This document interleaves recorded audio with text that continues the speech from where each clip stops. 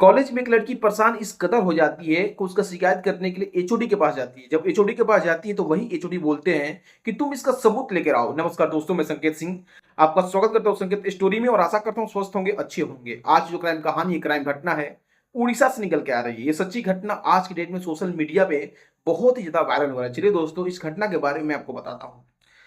कोई भी माँ बाप अपनी बेटी को कॉलेज में और स्कूल में पढ़ने के लिए भेजता है। उसके दिल में 1% की ऐसी बातें नहीं होती, वो जरा से इस बात को सोच नहीं पाता है कि मैं जहाँ भेज रहा हूँ, स्कूल एक मंदिर के तौर पे है, वहां पे कोई व्यक्ति उस लड़की पे नजर डालेगा। लेकिन वही व्यक्ति नजर ही नहीं, उस लड़की के साथ अश्लील वीडियो बनाएगा, जिसके चलते उस लड़की को बार बार ब्लैकमेल करेगा।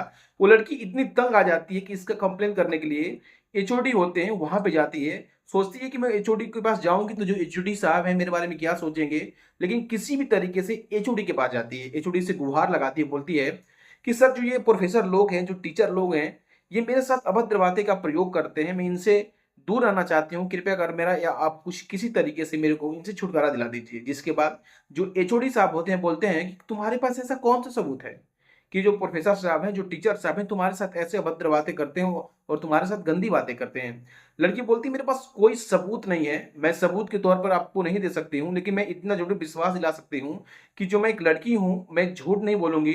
मैं अपनी माँ की कसम खा के बोलती हूँ, मैं किसी कंडीशन में झूठ नहीं बोलूंगी। आप मेरी बातों पर भरोसा करिए। जो लोग हैं, टीचर नहीं, टीचर के रूप में हैवान है। मैं जब से इस कॉलेज में आई हूँ, तब से इनका जो नजर है मेरे ऊपर है।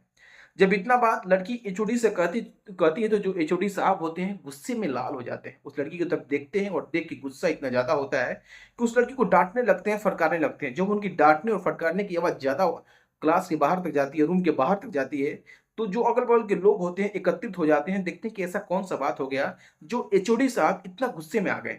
जब लोग वहां पे जाते हैं तो देखते हैं कि जो लड़की है उसके प्रोफेसर की शिकायत और टीचर की शिकायत एचओडी से कर रही है। और जो एचओडी साहब होते हैं जोर जोर से चिल्ला रहे थे। लड़की वहां से फौरन चली आती है अपने क्लास के लिए। वो सोच रही थी कि अब मैं किसको बताऊं, अब मेरा सुनने वाला कौन है। जब उसको कोई नहीं सुनता है तो फिर से प्रोफेसर से और टीचर से गुहार लगाती है कि सर, मेरी भी जिंदगी है, मेरी भी कुछ उम्मीदें हैं, मेरे भी माँ बाप हैं जो मेरे से उम्मीद लगाकर बैठे हैं। आप मेरे साथ ऐसा मत करिए, आप मेरे को प्रताड़ित मत करिए, आप मेरे साथ कुछ ऐसा मत करिए जिसके चलते मैं समाज में मुंह दिखाने के लायक नहीं रहूंगी। लेकिन जो प्रोफेसर साहब होते हैं, टीचर साहब होते हैं, उनका मनसा जो होता है साफ होता है। उस लड़की के साथ बारी बारी से लोग नहीं पता कितने बार गलत काम करते हैं। ये इसकी पुष्टि अभी नहीं हो पाई है, लेकिन लड़की का जो नोट है उसमें साफ साफ दर्ज होता है। कुछ दिन बीतने के बाद जब उसका कहीं सुनवाई नहीं होता है तो लड़की जो होती है एक ठोस कदम उठाती है, और ठोस कदम इस कदर उठाती है कि अपने आप को सुसाइड कर लेती है। जब लड़की सुसाइड करती है तो उसके पास एक नोट होता है। जब उसके पिता उस लड़की की लाश को देखता है कि उस बगल में एक नोट भी है, तो देख के हैरान हो जाता है कि जो लड़की को मैं इतना अच्छे से पढ़ाया लिखाया, उससे बहुत सारी उम्मीदें थी। जरा आप ही समझिए, किसी बाप की जवान लड़की मर जाए तो उस पर क्या बीतेगी। वो अंदर से बिल्कुल टूट चुका था, परेशान था व्यक्ति, लेकिन किसी तरीके से अपनी बेटी का नोट पढ़ता है। जब अपनी बेटी का नोट पढ़ता है तो उसमें साफ साफ दर्ज होता है कि मैं स्कूल के एचओडी के पास शिकायत करने के लिए गई थी। जो प्रोफेसर साहब हैं, टीचर साहब हैं, मेरे पास बारी बारी से ये लोग गलत काम कर रहे थे, मेरे को उकसा रहे थे। इनके पास मैंने वीडियो है, इसमें बहुत सारी बातें लिखी थी दोस्तों। मैं आपको पूरी बातें नहीं बता सकता हूँ। लेकिन जैसे ही एक पिता अपनी बेटी का नोट पढ़ता है तो रोने लगता है कि एक जो मेरी बेटी है एक ऐसे टीचर के हाथ में चली गई थी जहां से उसको छूट के आना बहुत ही मुश्किल था। वो सोचने लगता है, अब मैं इसको इंसाफ कैसे दिलाऊं। वो किसी तरीके से सोशल मीडिया का सहारा लेता है। वहां पे जब तक आनंद फानंद में बहुत सारे लोग भी पहुंच जाते हैं, क्योंकि जो ये लड़की होती है आत्महत्या कर लेती है, जो अगल बगल के लोग होते हैं एकत्रित हो जाते हैं। उसी में से एक व्यक्ति पुलिस प्रशासन को फोन करता है।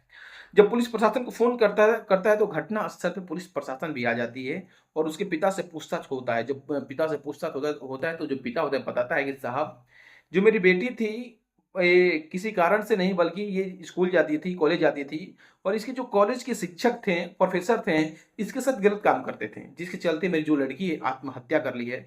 जैसे उसके पिता उस नोट को पुलिस को देती है, जो पुलिस के लोग पढ़ते हैं तो सुन के हैरान हो जाते हैं, देख के हैरान हैरान हो जाते हैं।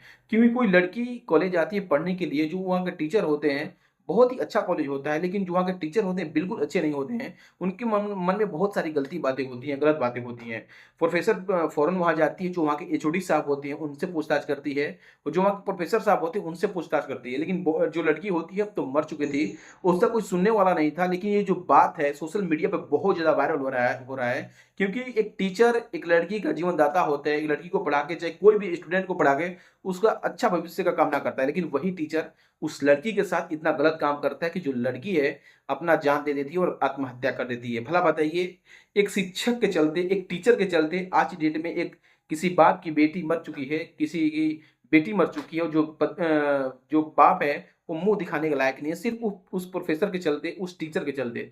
दोस्तों, किसी भी समाज में चाहे कहीं भी गए आप हैं, चाहे हम हैं, हमको और आपको हमेशा सावधान रहना पड़ेगा। क्योंकि जो कातिल है, जो गलत लोग हैं, कहीं भी मौजूद हो सकते हैं। तो दोस्तों, पूरी कहानी, पूरी घटना सुनाने का मतलब किसी की भावनाओं को ठेस पहुँचाना नहीं, किसी को आहत करना नहीं दोस्तों, बल्कि आपको जागरूक करना मेरा काम है। अगर इस कहानी से किसी को ठेस पहुँच रहा है, तो अक्सर ये कहानी नहीं, ये सच्ची घटना है। इस सच्ची घटना से अगर आपको ठेस पहुँच रहा है, आपको बुरा लग रहा है, तो मैं आपसे हाथ जोड़ के माफ़ी माँगता हूँ दोस्तों, और इसी के साथ नमस्कार।